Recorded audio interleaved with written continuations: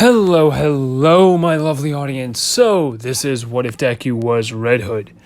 Now, this is going to be the reboot, and also, holy crap, have you guys requested that. Also what you guys have voted on was mostly Red Hood, so, yeah. We're going to have fun with this one. So, basically, Deku's going to have a quirk. And I've talked this over with two people, Lazy What Ifer and another person who goes by the name Demonic King. But let's get to the fun part. So, he is going to have a quirk called Hibernation. Now, what this basically does is if he is if he's injured in any sort of way, it is going to take the fat that is in his body, or basically whatever energy he has, and overclock his body into healing himself. And I would say no one really notices this kind of quirk because Deku would not get into that many injuries or anything like that. He'd get a paper cut and that'd be it. Now, he would also get a small brief of increased strength and adrenaline when he wakes up. Now, when he's a kid, when he's 8 years old, he is a victim of a villain attack. And not just any villain attack, a mob villain attack. This villain attack is basically they were going after just random people trying to send a message to heroes. And what ends up happening is this. Deku is one of those unlucky people. And what ends up happening is Deku, he dies, along with his mother. He gets shot 16 times in the chest. And barely holding on, his body goes into a mega hibernation. Now, mind you, he's got a lot of fat on him at this point because he's been eating a lot of food, really. And he basically, for about a month, he is in hibernation and healing from these injuries, bullets slowly coming out of his body. And people are just wondering, maybe it's just some weird kind of thing that happens with dead bodies. I don't know, it's probably some kind of weird thing that's after he dies or something. And no one would claim Deku's body because his mother is gone, his dad doesn't know this is happening, and Now, what ends up happening here is this. Deku, by the way, I just want to say this. I was collecting a lot of pictures for this What If. A lot, just so you guys can enjoy it. Now, what ends up happening is this. Deku wakes up when he is being cremated. And he wakes up feeling the heat and immediately kicks down the hatch that's keeping him in and crawls out burnt. Somewhat burnt, at least. And the morgue guy kind of goes, holy fucking shit, we got a zombie person here. And screams. And then he basically, Deku grabs some clothes that were there, and I'm going to say it's a red hoodie, jeans, and that's it. And quickly runs out and tries to get find the people who did this. Or at least to try and survive, because he doesn't know what has happened, how he's alive, or anything. All he remembers is getting shot and his mother dying. Screaming, I love you, to him before she dies. And him taking this anger he has against criminals and for people not being able to save him. And he comes to the realization that there aren't enough heroes in this world to protect the citizens, to protect anyone. And he decides that he needs to become something that could, take down these criminals permanently. Because apparently locking them up isn't doing shit. So, what does he do? Well, he finds a person, a radicalist, who basically says that heroes are all fake. They're fake, and the only true hero is All Might. Who is this mysterious person, you may say? It is Stain. For the next 6 years, Deku is going to be, for 3 years, he is going to be training with Stain, learning how to move, getting his own, workout system going, and living with him. Learning the ways of this crazy man. And being fed up with how crazy this dude is, he decides to go on his own. And he decides to live on his own for the next 3 years until he's 14. And after gaining a lot of muscle, learning how his quirk works, and so on, he decides to do this. He goes to an abandoned building and starts living there. And this abandoned building is like Alpha, where the criminals run rampant. And this is what happens. Deku pretty much starts making his gear, because he needs gear in order to fight these criminals, to win against these criminals. And the gear he makes is a red hood, because he's going to try and go by the name Red Hood. The Red Hood is coming. Because Stain wouldn't call him by his name. He'd call him by Red Hood. It's simple and easy to go by. Now, what ends up happening next is this. Deku has created a helmet that is bullet resistant and a whole lot more than that. Has night vision capabilities and much more. He also creates a jacket that, well, takes his original jacket and pretty much makes it highly, highly durable. Having body armor that is able to withstand shotgun blast, buckshot point blank, and yeah, taking a lot of hits from knives as well. Now, what ends up happening here is this. Deku, he is also going to make handguns. He takes the original 2 pair of 9mm and turns them into built-in suppressed pistols that have 2 functions. One is a lethal set of bullets. Well, the bullets are already going to be either lethal or non-lethal. He can hit his switch that would make it non-lethal, and he'd make a switch that would make it lethal, in case he encounters those people that use a hostage and he needs to shoot the hostage with non-lethal rounds. These are going to be like basically stun gun shots. Now, because this is the future, and this could make sense, he shoots a bullet, it basically electrocutes them. That's how it's going to work. There's already been prototypes in our world of this, so it works. Anyways, where he gets the ammunition is he basically takes it from criminals. Now, what ends up happening is this. Deku goes after a lot of criminals. Anyone that's committing crimes actively, so he can find them and hunt them down. And he does so very effectively.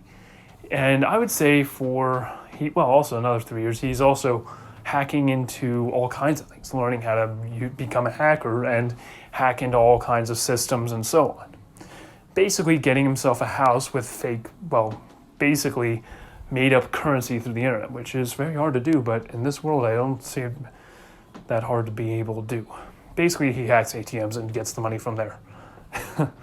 Now, he also buys his own food and gets an honest job living as a construction worker to build up that strength as well and continue building up that strength. Now, he wears a red hood and a hoodie for pretty much the remainder of this what if. Now, what he ends up doing is he hunts down many criminals. And I want to say that when the USJ event happens, Deku is going to infiltrate the League of Villains because he wants to see what they are doing. This League of Villains are terrorizing people, and they're going to be doing something horrible. In that case is this. They're going to try and kill All Might, is from what his sources tell him. Well, the ones that are dead anyways. Anyways, what ends up happening here is this. Deku goes into the USJ event, and the whole USJ arc, he's wearing a cloak, so they couldn't really make him out. They didn't know who he was. They just thought he was some villain with guns. That was it. Now, what ends up happening here is this. Deku would reveal himself immediately when the villains pour out, and he would immediately start shooting the villains, killing them one by one, and then almost automatically killing the shit out of them with a bunch of other type of moves that he has learned through the 3 years that he was training on his own. Using pretty much the movement skills that he has learned from Stain, or at least the Stain's movement skills against them. Jumping over them, pretty much beating them down with his bare hands, slashing them with a trench knife, and shooting them down like they're dogs. And I would say that this goes on for a while until Aizawa uses his scarf to try and grab him and tell him to stop. Well, that is when Deku switches his gun to non-lethal and shoots a bullet into Aizawa, electrocuting him, losing his grip on Deku and immediately escaping from Aizawa's clutches to go on a more of a rampage, introducing himself to the UA students. Now, also, here's the thing. All Might would have chosen, in this case, Bakugo. Now, reason being is because he has an explosive quirk that is very strong, and All Might thinks that he can teach him how to become a very powerful user of One for All. So basically, everyone is witnessing this dangerous looking person called Red Hood, from what Aizawa knows because he's been on the streets killing several mobs and gangsters and villains alike and beating down on them hard. Now, what ends up happening here is this. Basically, the whole class is terrified because they're seeing a massacre happen right in front of them. Sorry. Excuse me, really, I'm just burping up a little bit of, had some an oily food, so it's coming back up a little bit. I'm fine, don't worry about it. Anyways, let's continue on with the what if. So yeah, he kills a bunch of the villains, and right when the Nomu is coming around, Deku throws a hand grenade at it. It blows up, and well, what ends up happening is it tanks it like it never even happened. Deku, noticing its brain is exposed, then takes some, explosive putty, stuff that he took from some villains, and slaps it on its head. And then, I would say that he pulls the brain up, smashes it into underneath the brain, and then that is when he blows it up, destroying the brain and the head of it entirely, killing it, cutting off its nervous system, and anything. Remember, take out the brain, you kill it. That's pretty much how it is and everything. So yeah, he just killed the Nomu. And when all the other heroes arrive, All Might included, that is when Deku uses a smoke screen to straight up get away. He uses a smoke screen, and I would say that he gets shot a bit and also hit a bit by Snipe and somewhere around All Might. And I would say that he gets away barely. And what ends up happening is Deku then hibernates for about 2 weeks. Tries to heal up and improves his armor and guns and better range with better suppressors.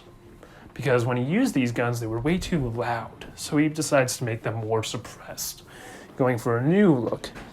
And I would say that he would go with something that looks like this. Now, what ends up happening is this. Deku would hear about Stain going around and killing a lot of heroes that aren't doing any harm. Some really young heroes who are using the money that they earned to go to orphanages and schools, places that benefit society. And he sees Stain more as a villain now than a hero killer that's going around killing the corrupt heroes. And I would say that he decides to pay him a visit. So I'm going to say that right around the Stain arc, when Stain takes down Ingenium, that's the last straw for Deku, and he goes after, Stain. And he finds Stain about to kill Ida, and that is when Deku shoots the blade out of Stain's hand, shattering it. And I'm going to say that Deku has upgraded his pistols to make it be able to turn into sort of like an assault rifle and fire in kind of a single fire kind of mode. It's almost like a DMR at this point. And yeah, he's kind of turned into a type of guns that can turn into an assault rifle at any moment. And what ends up happening here is this. Stain says to Deku, "Oh, it's good to see you, old friend. So, Red Hood, how you been?" Ida would be looking up in shock, thinking, how the hell does the hero killer know this maniac? And that is when Deku says this. You've killed heroes who are benefiting society. You're not killing the corrupt anymore. You're killing actual heroes. You're going against your own code. And Stain would, say this. I'm killing the ones that aren't true heroes. The only true hero here is All Might. And he's not here right now. And I'm going to say that Deku, he basically aims his gun and shoots a bullet, and Stain dodges out of the way and then charges at Deku. And now, Stain wouldn't have realized this, but when Stain's going for Deku's arm, trying to cut it off, Deku's aiming his other gun right at Stain's chest, firing 3 shots into Stain, completely, well, screwing him over. 3 shots go into the body, he's most likely gonna die. He's got seconds, if not a minute, to survive. So Stain backs up, trying to get away, but Deku shoots him in the legs, crippling him. And that's when Stain is losing it. He's saying, "How could you? You're like me, I trained you." And before he can say his name, he shoots him in the back of the head, killing him like a dog. The suppressed bullet going into his brain. And that is when Deku goes over to Ida, picks him up and sets him next to the hero that Stain took down. And I would say that he says to Ida that his quirk is going to wear off in a few minutes. So I suggest when it's worn off, you get out of here with this hero and tell them what you saw. You saw a masked gunman shoot down the hero killer, saving you. And that's all you saw. And that's what happens. News articles hit hard, saying that the Red Hood, villain hunter, villain killer, mob hunter, the Red Hood kills the hero killer, saving two victims. One a hero, and a second a student trying to protect a hero. That's what happens. And, well, what ends up happening next is simple. Deku, he starts to go after another villain. He's got his eyes set on a new villain called Muscular. Now, he's heard about a certain victim that is left alive. Most likely, he's going to go after this victim. And this victim is, well, Koda. Now, I would say that Deku hears about the plans through one of his many sources that he has now found to kill again, because he can't keep a rat alive. He goes after this, takes this lead, and it is to the hero camp, the hero training camp. And I know there's a lot of time skips, but he's been killing a lot of people. Like Yakuza, he's never really taken a break, drinking a lot of energy drinks. And Deku goes after Muscular, a hero killer. And it's something he's been doing a lot of, going after hero killers after Stain. Now, what ends up happening is he's heard that a bunch of hero killers and a bunch of people that have killed are in the LOV, in Love, really, if you want to call it that. LOV, League of Villains, come on. Love, they're called Love. Like, did the creator not think of that? Like, they're called Love. So, yeah. Anyways, he goes after Love. And he, pretty much, he gets to the training camp before the villains do. And he starts staking it out, watching from afar with binoculars and a sniper. Watching them from afar, and he then sees the villains coming in. So he decides to go in to protect Koda. And right when Muscular finds Koda, that's when Deku finds him as well. Right when Muscular is about to kill Koda, that's when Deku saves Koda by grabbing him by the collar and throwing him out of the way. And then, what ends up happening here is this. What ends up happening here is simple and very easy. Deku, Muscular says, "Who are you?" You're that, actually, he would probably say, "No, wait, you're him, that villain hunter. You've been hunting all of us down. You've killed my friends." And that is when Deku says this. He says, "I've been looking for you too. And your friends, they deserved it. They're villain scum. They deserve to get a bullet in their brain, and I'll happily do it again." And that is when this happens. Now, mind you, Deku's already killed the people that have killed his mother, but he's just going after all of them because if you think about it, if there were never villains, there are never heroes. And there would never be this horrible society. So he's getting rid of the root of the problem, villains. Now, what ends up happening here is this. Deku, well, he gets picked up by Muscular, who then begins to squeeze. That's when Deku takes out a stun gun and hits him in the neck with it, electrocuting him. And that is when Deku takes out another thing, a syringe, and stabs it into his leg. Well, actually, no, I would say he stabbed it into his neck, injecting him full of the contents of this needle, quickly knocking out Muscular. Because Deku decided really quickly that he's not going to kill Muscular. He wants to know where their base is. So he slips a tracking device down Muscular's throat. And that is when this happens. He slips a tracking device that is also a kill switch. And that's when he goes to where Koda is. And he sees that Koda's ankle is well, from what Koda says, leave me, my leg is broken. When really, it's not, it's sprained. And that's when Deku goes over him, gives him a basic first aid. That's when Koda says to him, who are you? And Deku says to Koda, I'm nobody, just another victim of this cruel world full of villains. Someone who lost everything to villains, just like you. Only difference is, I decided to do some real work. You don't deserve to do what I do. Don't become like me. Become a real hero, someone who actually fights crime, someone who actually does good within the law. I'm limited to what I can do. If you become a hero, I'll let you take me in for free. But you gotta become a hero first. Don't turn out like me. Only you have the right to take me in, if you become a hero, that is.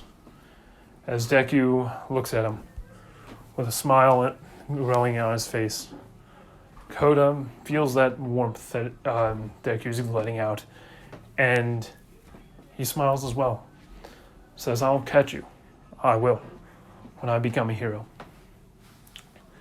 And that's when Deku takes him to where, I would say the Wild Pussycats are, and drops them off inside the building, where most of his students would have gone away. Gotten out of the building. So he would drop them off inside the building on a nice, comfy bed, and gives them a splint to kind of heal up. Now, as for what happens next, Deku gets away. He's going after Muscular within the next few hours, tracking them down. Now, also, Bakugo would get captured, but they don't know he has one for all. They don't, which is good. And what ends up happening here is this. Deku, he, how do I put it?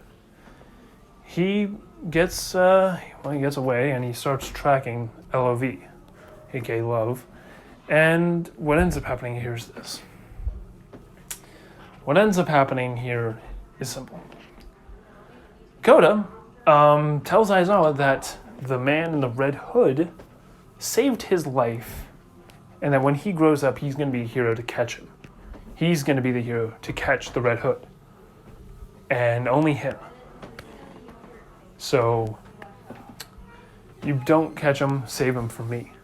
Besides, for now, he's doing good. He's catching those who've done horrible things and putting an end to them, which Aizawa would correctly correct him and say that that's not a way of a hero. He's just doing murder. He's more of a villain than anything else. Koda would defend Deku. Ida would as well. Two people have been defending Deku, and Aizawa would actually threaten Ida with a expulsion if he doesn't cool it and change his mind. Hello. Now, what ends up happening next is simple. Also, sorry if you hear background noise, it's just my family, and it's late at night, as you can see. So, what ends up happening next is simple. Deku goes after Muscular, sneaks into the Love's base, and, he finds Bakugo. And what ends up happening here is this. Deku drops down to where Muscular is and activates the kill switch. And what ends up happening here is this. The kill switch was a bomb inside Muscular. And the only person guarding Bakugo was muscular. Now, this is when the villains are found also by All Might, and All Might is fighting All For One. And I'm going to say that in this one, All For One is winning. So everyone is over there watching as All Might is losing, except Muscular and Bakugo. Where Muscular, his insides blow up, and he basically blood shoots out of his mouth, and he drops to the ground bleeding. Deku drops from the vent from above and drops down, crushing and putting a bullet in Muscular. Well, crushing Muscular's windpipe and putting a bullet in his back of his head, making sure he's dead. And fulfilling a promise that he made for Koda, that he'd end Muscular, not him. And then what ends up happening next is this. Deku says to Katsuki Bakugo, aka Kanchan, whatever you want to call him, he says to him, "It's been a long time, old friend." And I would say that Bakugo says, "I don't know you." And Deku would say, "Of course you do, Katsuki. Katsuki Bakugo. Bakugo Katsuki, whatever." And he would say, "Who are you?" And Deku would say, "Well, I knew you in elementary, if that helps." And right before he can say anything, like saying, "That's a gajillion people. How could I ever find out who you are through that crowd?" Deku punches him in the face, knocking him out. And then picks him up and carries him to where he can easily get picked up and found by heroes.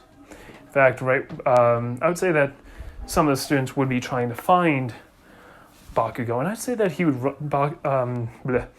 Deku would run into Ida when they're fighting him. And he would hand him over to Ida, saying to take care of him and to just keep your head down, because I'm about to go take care of something, to send a message to all those villains out there, creeping around the walls, hiding underneath the beds. I'm going to go send a message.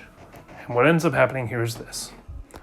Deku goes out to where All Might is in rubble, rebar sticking out of his guts. And actually, no, I would say he's pretty crushed up against some rebar, and he's barely holding on.